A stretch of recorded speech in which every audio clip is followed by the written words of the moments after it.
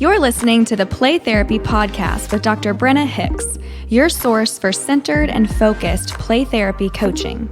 Hi, I'm Dr. Brenna Hicks, the Kid Counselor. This is the Play Therapy Podcast where you get a masterclass in child-centered play therapy and practical support and application for your work with children and their families. In today's episode, I am answering a question from someone who asked to be called Michelle. So Michelle from Ireland wrote in and was specifically asking about working with siblings. And I thought this was a really helpful topic because we discuss this in the coaching programs and in the collective quite frequently, but I don't know that I've spent a lot of time about it in the podcast. So I think this will be really helpful. I'm going to read some of her email and then I'll share some thoughts about how to navigate working with siblings and what that looks like practically speaking, because obviously there's some things to sort out logistically. So the email starts with, how do you feel about working with two children from the same family? I've heard different feedback from supervisors, but I've also read that it can be good if children are dealing with the same issues such as grief due to the loss of a parent, etc. I'm wondering how you feel about it. In the past, I have worked with siblings, but at different times. For example, taking one sibling for 6 months, and then once I've finished with them, starting with the other sibling. But I have a lot of parents who are asking for me to work with two children at the same time, but in individual sessions. And I would love to know how to explain this to them better, as my typical response based on advice from supervisors is that I can't. How do you deal with this? Do you work with two or more children from the same family? Do you think this is okay? Are there any ethical considerations that exist around it? Thanks so much in advance for taking the time to answer the question. Keep doing what you're doing. This actually makes me so excited. I know so many people here in Ireland who had trained integratively that have now fully converted to child-centered, myself included, as a result of listening to your podcast. You've helped me to streamline and be far more intentional in my work with parents too. Thank you so much for the time and energy you put into your podcast. So Michelle, thank you for that encouragement, and all my Irish friends. I'm so glad that you've seen the light and converted to child-centeredness. You'll never go back, I promise you that. All right, so let's talk through siblings. And I'm going to cover 4 things that popped into my head. I certainly don't think this is a comprehensive list of considerations, but certainly what I would consider to be the most 4 pressing considerations, if you will. So I agree with you, Michelle, what you said, that if both children in the family have dealt with the same thing. So if they both are struggling with the same issue, such as a cross-country move, or the death of a loved one, or a divorce, or a traumatic event, or some stressful experience within recent months, that they shared in the experience together and they are sharing in the processing of that together. I think that is appropriate to see them together in joint sessions, which then at that point, it becomes group play therapy. And I might actually make a note that I'll do an episode in the future on group play sessions because that's a whole other animal. But it becomes group work. And yes, it's sibling work, but it is defined as a group play session because you have more than one child in the room. But here's the caveat to that. If you choose from the start, so parents reach out to you and say, we just moved, they're having a really hard time adjusting, this has been really difficult on both of them. I think both of them would benefit. I'd like you to see both of them. Okay, so from the start, you're going to work with both siblings. The caveat is you have to build a rapport and a relationship with each of them first. So what I do and what we do at the center is we suggest that you get 3 individual sessions with each child so that they get to build their own relationship and their own rapport with you as the therapist, because we understand that the relationship is paramount in child-centered work. So it would be very difficult for each child to build a rapport and a relationship with you if straight out of the gate you have joint play sessions.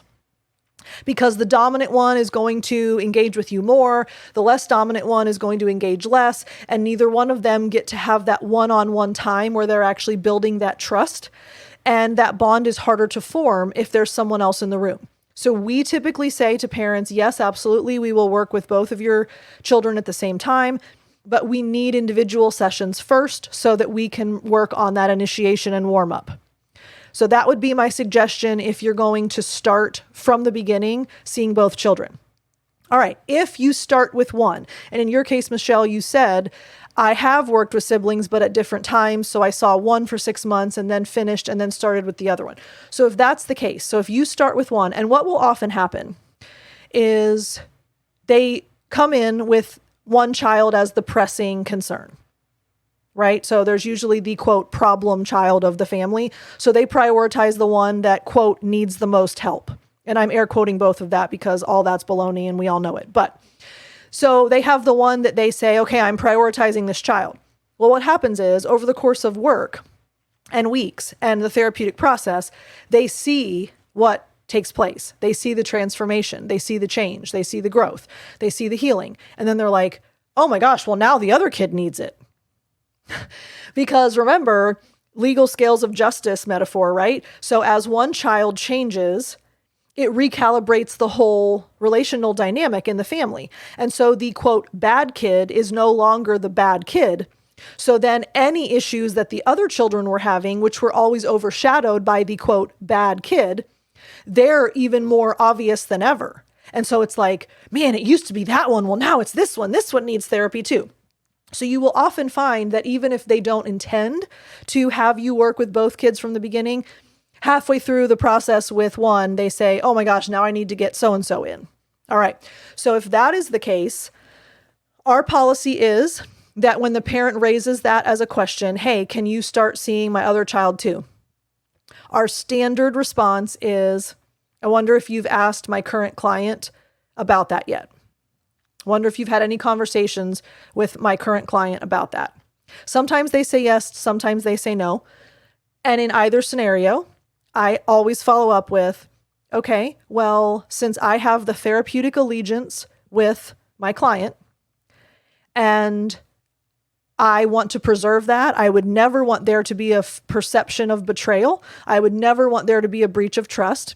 So if my current client gives me permission to start working with their sibling and they're okay with it and supportive of it, then absolutely I can start working with your other child. But if my current client says no, then we will wait for my current client to be completely finished, and then we can transition into working with the other child. Because above all, you preserve the relationship. You don't want there to be a fracture. You don't want there to be a breach, a break, anything. So we always get permission from the active client. I wonder if you think it would be okay if I started working with your sibling. Or I wonder if mom told you that they really want sister to come and see me. I wonder if you would be okay with that. And if you choose to say no, then you choose for me to only work with you until you are done. And then I will work with your sister.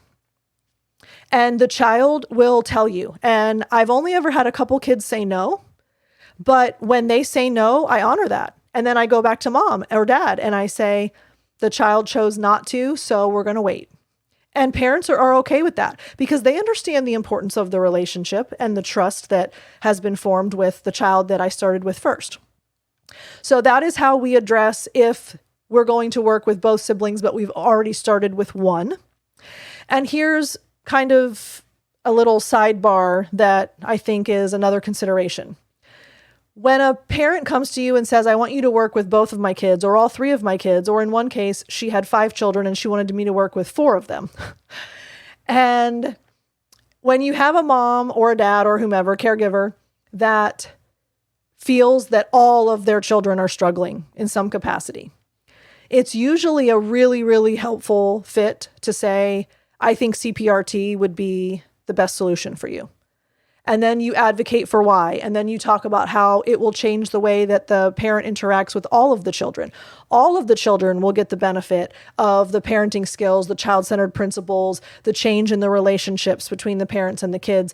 So now all of a sudden, instead of you needing to work with 2, 3, 4 children, which logistically is very difficult, you have one session with parents each week. They do play sessions at home with their children.